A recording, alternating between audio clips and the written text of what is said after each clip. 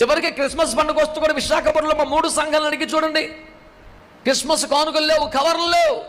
కానీ క్రిస్మస్లో ఒక్కొక్కరు 5 కేజీలు 6 కేజీలు 10 కేజీలు వాడికి ఉన్న సామర్థ్యాన్ని బట్టి బిర్యానీ వండాలా, ప్యాకెట్లు చేయాలా, చర్చికి రావాలా, ఆమేన్ అనగానే వీధుల్లో పడి పేదవారికి పంచుకుంటే క్రిస్మస్ రోజున మా సంఘంలో ఎవరు కడుపు నిండా తింటాక అవకాశం లేదు.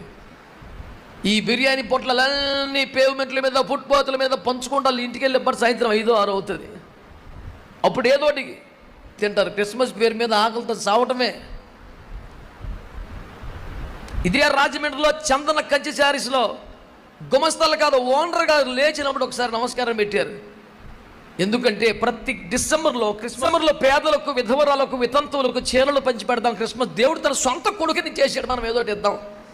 మనం తినెత్తే క్రిస్మస్ ఏంటి, ఇత్తే క్రిస్మస్ కానీ అన్న భావనతో వెళితే ఒక 50 చీరలు ఇవ్వండి బాబు అని అడిగితే 50 చీరలు అనేసరికి ఇంట్లో కాదని అర్థమైపోయి అమాయకమైన చీరలు తెచ్చారు. ఇదేంటి అని అడిగాను. పెట్టుబడి చీరలు అంటే ఇయ్యం, మరి ఇంట్లో కావాలంటే చెప్పండి వేరే ఇస్తా అన్నాడు. పెట్టుబడి చీరల పేరు మీద సవక బారి తల్లులుగా భావించే వితంతుకు నేను ఇవ్వను. మా ఇంట్లో వాళ్ళకి ఇచ్చిన చీరలు ఏమని దెబ్బలు అడితే ఆయన లేచి నిలబడి, ఇదేంటి సార్ మరీ టూ మంచిది, కావాలితే ప్రకాష్ని ఒకసారి ఎంక్వైరీ చేయమనండి, ఆ బతుకు భాగవతం తెలుసు ఆ షాపులో. ఇంతవరకు రాజమండ్రి ఇంకో కొట్టుగాడికి వెళ్ళలేదు నేను. మనకి బేరాలాడతాం 100 సార్లు బతినాడితే ఇవన్నీ వచ్చి సార్లు కానీ నేనన్న మోసపోవాలి వాళ్ళని జాలిపడి చేయాలి కానీ 10 సార్లకి బేర వాళ్ళమని. అప్పుడు విజయబాబు అన్న చాలా రేట్లు ఎక్కువ ఉన్న బాబు, నువ్వు పద్దాక అక్కడ కొనేతనం, తాటి తోటకి వెళ్ళిపోదాం అన్నాడు.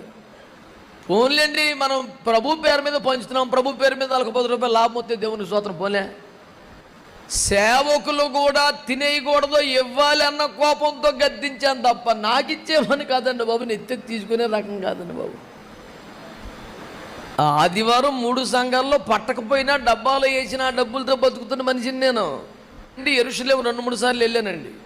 ఆ 2-3 సార్లు కూడా కొంతమంది దైవజనులు యెరూషలేము వెళ్తున్నాం, మీకోసం ప్రార్థన చేస్తున్నామని చెప్పి అక్కడ ప్రార్థన చేస్తే మీకు దీవులని సందాలు వసూలు చేసుకుని ఆ డబ్బులతో టికెట్ పెట్టుకున్నారంట. నేను అలా కూడా ఎప్పుడు చేయలేదండి. ఫ్లైట్ ఎక్కే రోజు వరకు సంఘస్థులకు చెప్పకుండా నా తిప్పలేదు నేను బడి. ఇలా పరిశుద్ధులతో దైవజనులతో నేను వెళ్తున్నాను, నా కోసం ప్రార్థన చేయండి, ప్రయాణంలో క్షేమం కోసం అని చెప్పాను తప్ప. మొట్టమొదటిసారి 2012లో యెరూషలేము వెళ్ళినప్పుడు సురేష్ అయ్య గారు, మీరు తప్పకుండా రావాలి పాస్టర్ గారు అంటే, పాస్టర్ గారు నా దగ్గర డబ్బులు లేవు, ఇప్పుడు అప్పులు చేసుకుని రావాల్సిన అవసరం ఏముంది, ఎప్పుడన్నా డబ్బులు ఉన్నప్పుడు వస్తానులే అంటే ప్రార్థన చేయండి.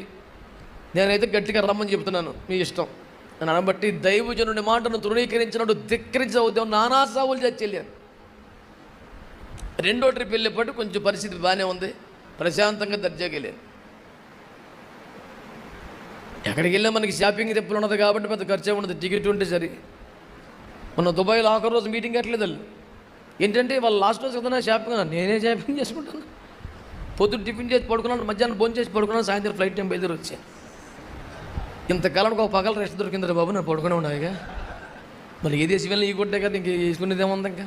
ఎందుకు ఇవన్నీ మీకు చెప్తున్నానంటే నా తత్వం అది కాదు సార్. అసలు డబ్బులు ఏంటి ఇదని నేను సరదాగా కాస్త హాస్య చిత్రంగా మాట్లాడుతూ కూడా, మేము ఎలాగో సందాలు అడగం, డబ్బులు అడగం, కనీసం వాటర్ బాటిల్ కూడా అడగం, మేము అడిగేదే స్తోత్రం చెప్పమని కదా, అది కూడా చెప్పలేంటండి బాబు అని కూడా అంటుంటాను అక్కడక్కడ. అన్నా మనం అడిగేదే స్తోత్రం ఒకటి, ఇంకేమీ లేదుగా. వాళ్ళు పెద్దగా స్తోత్రం చెప్పని సంఘం అని తెలిసినా కూడా సిగ్గుపడకుండా స్తోత్రాలు చెప్పండి బాబు అని అడుగుతాను. మాకు సెలైన్ పెట్టిన దానికంటే టానిక్ ఇచ్చిన దానికంటే స్తోత్రం చెప్తే ఎక్కువ బలం వస్తుంది. మీరు చెప్పండి బాబు అంటుంటాం ఎక్కడికి.